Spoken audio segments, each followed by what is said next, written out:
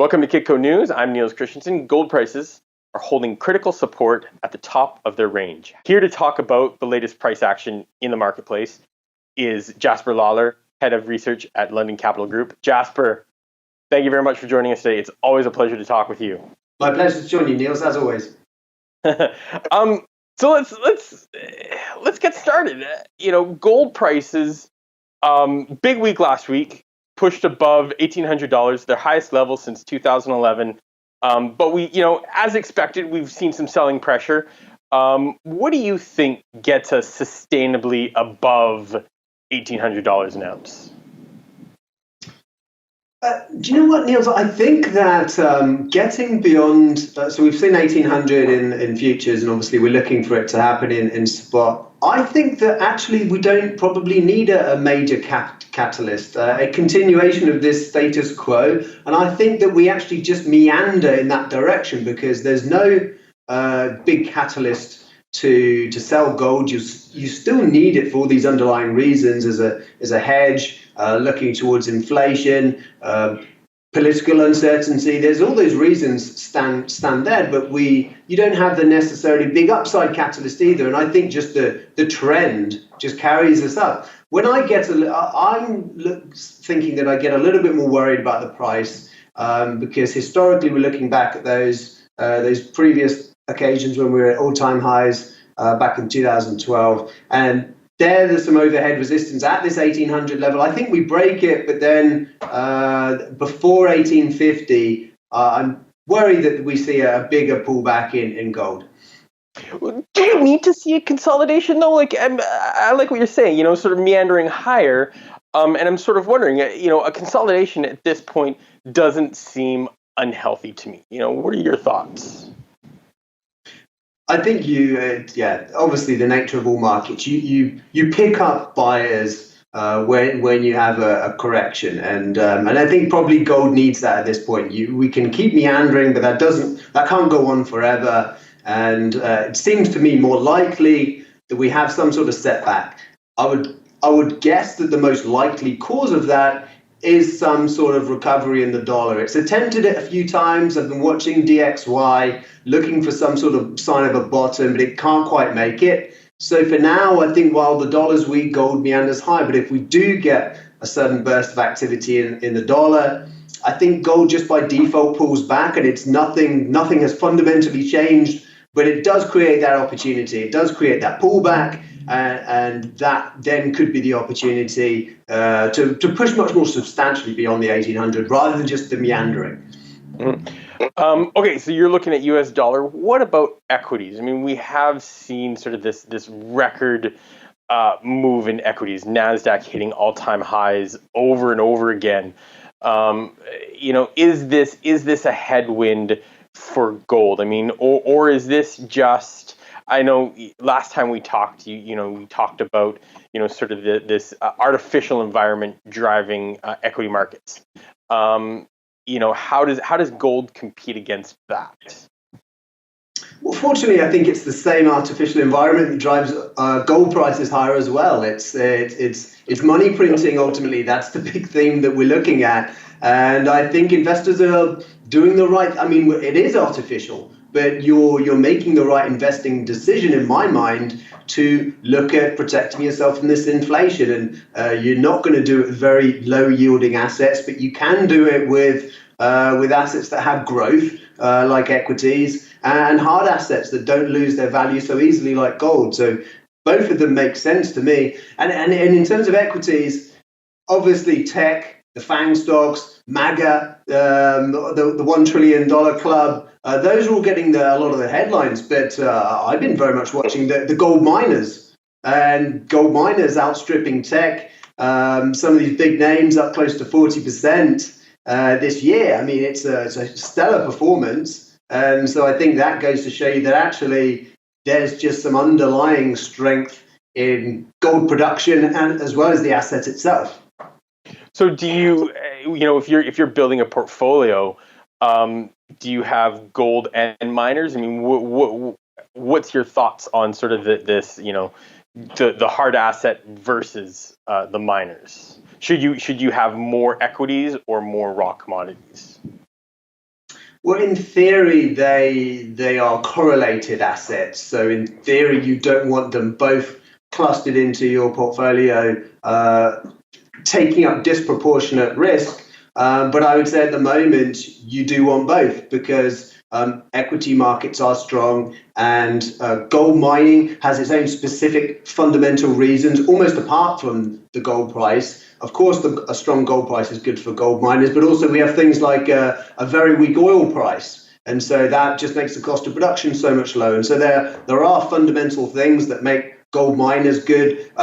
Dividends that the gold miners are able to offer right now relative to other sectors that are having to cut and reduce and altogether wipe away dividends. There's lots of specific reasons why miners are good, and so why they're probably slightly less correlated to the oil price, to the gold price than they normally are. Gold, for the reasons we've been talking about, I think you always need it as that portfolio hedge. I think it should always form a percentage, but I think in these artificial markets, it should be a much higher percentage than normal. So interesting then, and this is a question I've asked a lot of fund managers. Everybody says sort of the rule is, hold 5 to 10% of gold. You're saying, you should hold a higher percentage. Where do you fall in? Do you fall above 10%, or do you think 10% is a good allocation? Especially if you don't have anything. Yes, I think if you don't have anything now, then you should make your way towards that 10%. I think it is a good benchmark for where you should be. I think 5% is too low. For me, personally, I push closer to 15%. I think beyond that, then for any asset, the whole portfolio becomes less diversified. Unless it's a pure trade on gold, then of course you're all in. But for a portfolio that's meant to be diversified, to me, I edge towards 15%. In this environment, not always, but I think gold has a lot further to go. Notwithstanding that maybe the correction here and there, as we said, maybe approaching 1850. So we've talked about equities, U.S. dollar. Just really quickly, wanted to talk about yields. We have seen them fall since the June highs, but I'm sort of wondering, if we do start to see sentiment pick up. Do we worry about bond yields? And I also ask that in this environment of, speculation that the Fed is going to introduce yield curve control, maybe as early as September. Are you paying attention to bond yields? Well, I'm worried less about bond yields in the context of looking at bonds as a haven, and then that's if you're thinking that gold is also a haven. Of course, traditionally it is, but I don't think gold's status as a haven is what's the main driver of its upside at the moment. So if we're talking about the idea that high yields perhaps make holding bonds a more attractive haven than gold, I don't think that's such an issue, because I don't really think that's why people are holding gold at the moment. And so I don't think gold holdings suddenly get displaced by bonds. I think it's a whole different set of objectives and reasons for holding gold in the same place, in the first place in your portfolio. So to that extent, no. And I think as far as yield curve control, that just feeds into the bigger theme of the Fed, in my opinion, overstepping their mark, intervening too heavily in markets, and basically becoming a controller of price in what are supposed to be free markets. And then again, it's not to say that gold is not.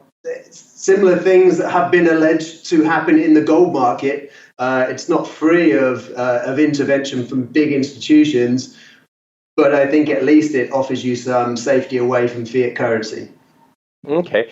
Last question then. So you see gold prices meandering higher. I like that analogy. What makes you sweat? I mean, obviously we've seen gold prices. A lot of investors coming in buying the dip. Where would you get concerned at the sort of this uptrend? 1750, all the way down to 1680, sort of the previous sort of channel. What levels of support are you watching? I think probably the round numbers are the biggest focus. 1700, but I think just below that, 1670. I know that's a little bit set back from where we are at the moment, but my confidence in gold won't be rocked by a few tens of dollars movements. I think we have to get a much more substantial pullback to undo the idea that we had a multi-year base and that we've broken out of it and that we're in an uptrend. I think the pullback would have to be very large to ruin that overall idea of what's happening in gold. But still, looking at that, I think people would get unnerved if we move through 1700, and then below that, I look at 1670. But do you see those like in this uptrend? I mean, do you see that as like just buying opportunities? I mean, is that sort of this continuation of buy the dip that we've seen, since prices back down from 1800, really? More or less, but I mean, to your point about what would get me worried, it's almost two factors in one. It's the dollar, and then it's using gold as a source of liquidity when people need dollars. So that sudden appreciation in the dollar, that remains to me the biggest risk factor for gold. But I think what the Fed have done, not only is it just a broad idea of money printing, but they put in policies that make it unnecessary for people to have to sell other assets in the open market, sell other currencies in the open market to get dollars through these swap lines. They're being underused at the moment. Some central banks have barely used them at all. But that optionality of that being there just means that people don't necessarily have to sell things out like they did in March. And so that's a risk for me there. But I think it's less of a risk than it was in March because of these new Fed policies. Jasper, thank you very much for your thoughts. I really appreciate the advice about how much gold an investor should hold in the portfolio. Thank you very much for talking with us today. Thank you very much to you. For the latest in the precious metals markets, go to kitco.com. Stay safe, stay healthy.